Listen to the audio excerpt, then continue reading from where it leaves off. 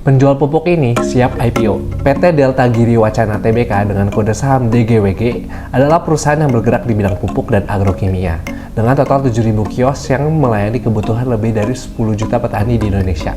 Di mana IPO ini akan dibawa oleh BRI Dana Reksa, Shinhan Sekuritas, dan Samuel Sekuritas Indonesia.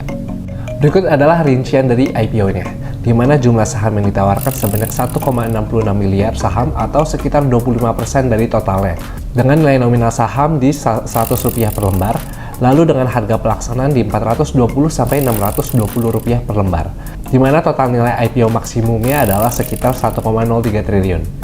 Dan berikut untuk jadwal IPO yang perlu dicatat, di mana masa penawaran awalnya di 2-16 Desember 2024, lalu masa penawaran umum di 2-8 Januari 2025, dan tanggal penjatahan di 8 Januari, dan tanggal listing Bursa Efek Indonesia pada tanggal 10 Januari 2025.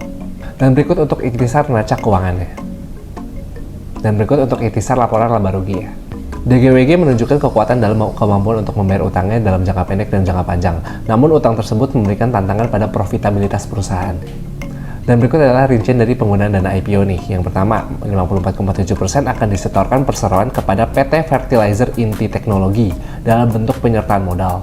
Yang kedua, 8,9% akan disetorkan kepada PT Dharma Guna Wibawa dalam bentuk penyertaan modal juga.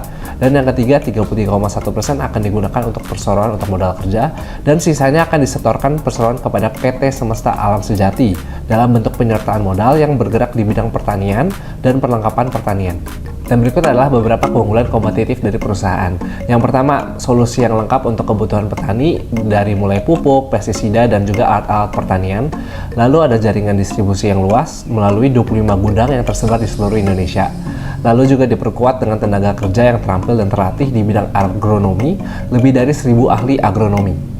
Dan yang terakhir, proses digitalisasi yang baik dengan menggunakan beberapa aplikasi untuk proses distribusi maupun performa penjualan secara real time. Ingat ya, cuan dan rugi ditanggung investor masing-masing. See ya!